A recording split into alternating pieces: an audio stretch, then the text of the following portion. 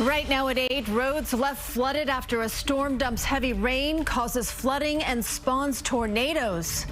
We've seen trees down from storms, but nothing like this. Trees uprooted and power lines catching fire. From New Jersey to the northern suburbs and the city, we have team coverage on this First Alert Weather Day. Good evening. I'm Christine Johnson. Dick Brennan is on assignment. We'll be checking in with him in just a few minutes. But first, this region saw severe weather throughout the day. We know 2 confirmed tornadoes touched down in New Jersey, and floodwaters left drivers stranded, including here in Ridgewood on Franklin Avenue. We're told first responders did help them out, and the drivers are okay. Let's begin with meteorologist Scott Padgett in our immersive studio with the very latest. Scott? Hey there, Christine. Thankfully, we're seeing things quieting down for tonight. Here's a live look outside right now. From the city, you can see that, yes, some dark skies overhead, but we also saw some sunshine peeking through, a little bit of darker clouds off towards the top right-hand side of your screen there. Let's take a look at what's happening right now. And look at this. Over the last 12 hours, we had a number of reports coming in of flooding or some damage to homes, or actually wind reports. But you can see right there a couple of tornado reports popping up. More on that in a second, but let's show you what's new for tonight. And as we take a look at what's new, this is what is the latest information coming in. Tornado watch for Ocean County until 9 o'clock. That's the only area still under a tornado watch. The remainder has been canceled. Flood watch for Morris County and south until about 2 in the morning.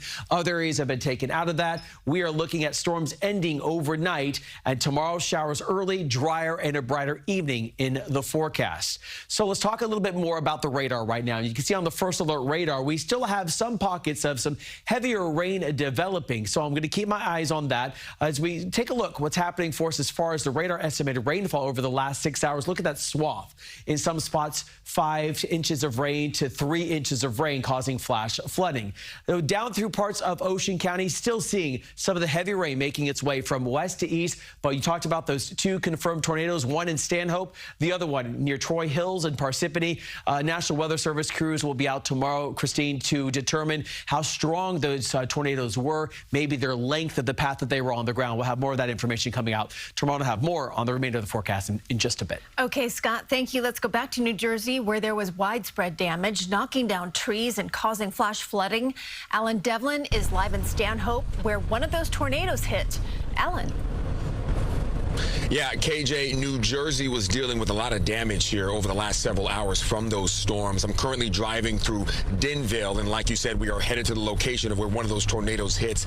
If you take a look outside here through the front view of the car, you can see the skies are still dark, but the rain has stopped. No rainfall right now. We heard Scott Padgett speaking about how it is quiet, call it the calm after the storm, but the scars of that severe weather have been all over New Jersey. Take a look at some of this video from earlier today. There were 2 confirmed tornadoes in Morris County this evening, one in Stanhope and one in Troy Hills. In Stanhope, there were trees down by the highway that needed to be cleaned up, and thankfully no one was injured when they fell. A lot of flooding in low-lying areas as well during and immediately after the storm passed, heading east. Now, if you look also here, flooding was also very apparent in Dover, New Jersey. Power lines also sparked, and we've received reports of lightning striking houses. Here's one girl who saw those sparks fly, and a family who drove through streets covered in debris. Take a listen. There's a bunch of, the trucks over there and broken trees and stuff. Then there's, that tree on fire gone to a power line. It's kind of crazy. Not insane, but it is a bit crazy. Cars were starting to pull under the underpass, and we realized something was wrong. And a little bit ahead, we saw those trees down on top of those cars and slowed down and videoed. A little nervous. We wanted to make sure it was all gone, all done, and we were not going into it. And there were stories like that just continued to repeat over and over and over again. Looking out in front of the car, you can see, once again, no rain here in New Jersey, but back inside the car with me here now, we spoke directly to the Morris County Office of Emergency Management just an hour ago, who said they got lucky. They got lucky with this storm, and they were able to make it through without any injuries or significant damage. But he did detail the moments him and his employees looked out of the window and saw that tornado, one of those 2 tornadoes, spiraling just a couple of miles away from where they were, receiving those 911 calls. Hear his recount coming up on CBS News New York at 11. For right now, though, we're on I-80 in Morris County, New Jersey. Alan Devlin, CBS News New York. Definitely nerve-wracking to see one of those, Alan. Thank you. And amid the severe weather, a large tree in Queens came crashing down. It damaged several cars. Let's go to Dick Brennan now. He's live in Corona with a look at the scene. Dick? Yeah, Christine, this is the scene being repeated across the tri-state area all over the place. We can tell you we're on Corona, 95th Street, 41st Avenue, and I can tell you, look what happened to this car. Absolutely crushed by the tree. Now, the owner, fortunately, was inside her house, so she came out, she found it. She said she's very upset because she has no way to get to work. But it's not just that. Let's look across the street here. There are a couple of other cars that are absolutely covered by these trees, and they're not getting out anytime soon. That's one of the complaints we have heard in Queens, that the city's not responding. But I have to tell you, to be fair to the city, we saw a tree down in East Elmhurst about 2 hours ago. They had already cleared it, which even by my standards, I'm thinking that's just, they deserve some sort of award for that. But you can see this is going to be a very different story. And for the homeowners, the people who own these cars, it's going to be a problem. There's going to be some time before they can get people out. In general, as far as the weather goes, we had some really bad downpours. But for the most part, this storm appears to have gone. There's some dark clouds in the corner, Christine, but I can tell you, it appears at least things have moved on. The damage is done. Back to you in the studio. Dick, I know you've been driving around the area there in Queens for a bit of time since the storms began. Is it down trees pretty much that you've seen as far as the damage goes? I got to tell you, the damage is pretty good in Queens, because we can tell you that we saw that one tree over in East Elmhurst, which took out a car. But in general, from what we're seeing, it's not as bad. Remember, these neighborhoods got clobbered over the weekend by the flooding. Now, as far as we know, it's what we're seeing by the naked eye. This is anecdotal. It is not terrible damage. We're not seeing that kind of flooding in Queens. These storms, they hit and ran. Now, the ground was wet, but they hit and ran rather quickly. So at least for now, people here got their fingers crossed that they've seen the worst of it. Christine. Absolutely. Thank you, Dick. And today's downpours triggered flooding in low-lying areas, shutting down the Bronx River Parkway. Naveen Dhaliwal live in White Plains for us with more details from there. Naveen. Yeah, Christine, if you live in Westchester, especially in White Plains, you know the Bronx River Parkway is prone to flood, and that's exactly what it did today after those heavy rains came through here. This is what it looks like at the 8 o'clock hour. Some of that water has been receding. I've been watching it, leaving some of a muddy mess. But again, it's closed in both directions at this time. Now, this vantage point is from the parking lot of the train station just north of the Westchester County Center and Terrytown Road. Now, this is a significant flood-prone area. The Bronx River is narrow. It can rise rapidly during periods of significant rain, which is exactly what it did today. And officials had to shut it down for safety, as it is impassable for drivers. Now, earlier today, the closure created some traffic backups for surrounding areas, surrounding roadways, but things appear to be back to normal at this time for those side roads. Now, the Sawmill River Parkway in Terrytown and Elmsford was also closed due to high water, but things have also tapered down there as well. Now, as far as here, it's just a matter of time until this water recedes and that roadway will be back open again. We're live in White Plains. Naveen Dhaliwal, CBS News New York. Okay, Naveen, thank you. The weather caused some problems for travelers at our airports. Here's a live look from Newark right now, where there is a ground stop. Hundreds of flights have been canceled. There's also a ground stop at LaGuardia and JFK. Flights are scheduled to resume at both airports around 9 p.m. after the storms clear out. And senior transportation correspondent Chris Van Cleve having some travel troubles of his own due to the weather. He says that his Newark-bound plane was diverted to Philadelphia, and he shared his experience. An absolutely bruising day for flyers trying to get in and out of the Northeast. My flight to Newark is diverted to Philadelphia, in part, the captain says, because the Newark Tower was evacuated because of a potential tornado risk.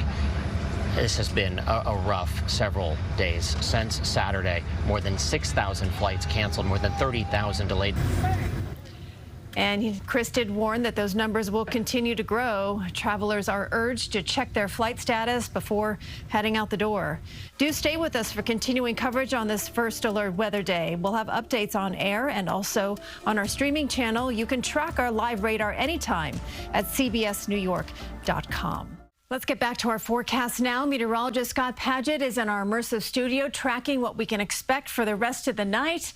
And Scott, that tornado warning that was issued earlier this evening, that's now gone, right? That's out of here. That made its way offshore, Christine. And then the tornado watch and the flood watch you'll be able to see behind me, they've also been shaved off just a bit. So that's a sign that we're seeing some improvement in the atmosphere. Let me talk about the tornado watch. Again, it's just for Ocean County until 9 o'clock this evening. That's the only county remaining in our tri-state area that's under that tornado watch. From there, we turn our attention to the flood watch. Now, it's still until 2 o'clock in the morning, pretty much from Morris County down through north sides of Monmouth County, I should say, a line there, and then to the west. So still the potential of some flooding rain there. And speaking of flooding rain, so look how much we saw at last check. And it's been very active today. So this was at last check, a list we were able to put together. At Norwalk, more than 4 inches. Lake Carmel, 2.5. To North Heldon, about a little bit more than 2 inches of rain.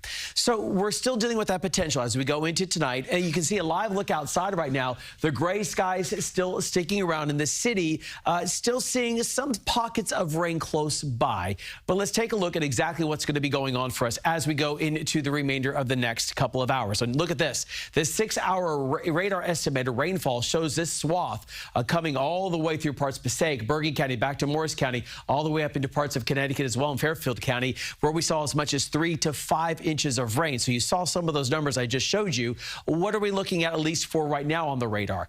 So I'm seeing a little bit more activity now developing in Passaic County and also northwest sides of Bergen County. Now through parts of Sullivan County, stretch our way into Sussex as well. Some more showers have popped up. Let me zoom our way down a little bit more to where we've already seen so much rain right along 287 near, it looks like west of Wyckoff. That's where we do have some of that heavy rain moving through. And then now in Sullivan County, back into north sides of Sussex County, some more showers and storms popping up. So the concern is still there. We can see some isolated storms developing. The wider view shows what's going on mainly in South Jersey. A lot of rain sticking around. The warm front lifted through.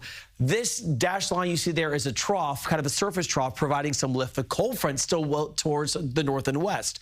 So over the next couple of hours, maybe some more isolated storms developing, but the general trend is late tonight after the front's moving through overnight to tomorrow morning to see a drying trend going into your Wednesday. But the local storm reports, a lot of it for us. And again, we talked about those couple of tornado reports, Stanhope and also near Troy Hills, getting confirmed tornadoes there. The National Weather Service investigating that. Let's close this down. I want to show you first the temperature outside. And our temperature outside for right now is sitting in the 60s to 70s for us. They're not there. They go 74 in the city, 74 East Brunswick, seeing 75 Massapequa. All right, let's drop this again to show you tonight what we can expect. And as we go into tonight real fast, just want to get to it. About 71 degrees, staying humid for us, but the storm's ending, and into tomorrow, 84 degrees. Thunderstorm chance, falling humidity, thunderstorm chance in the morning hours. Back to the back wall. Our first alert 7-day forecast stretched across our big wall here in our immersive studio. KJ shows temperatures in the upper 70s for your Thursday. Looks like Friday, 80 degrees. I'm not sure about you, but I could use a good break, and I think I'll take it this weekend. Sunny skies and temps in the low 80s on the way. I know. It's only been a day. We had perfect sunshine yesterday, yeah. But today just felt so long, didn't it? Ooh, it really did. It put us through it. It was a very active afternoon, but thankfully things are quieting down tonight. Okay, thank you, Scott.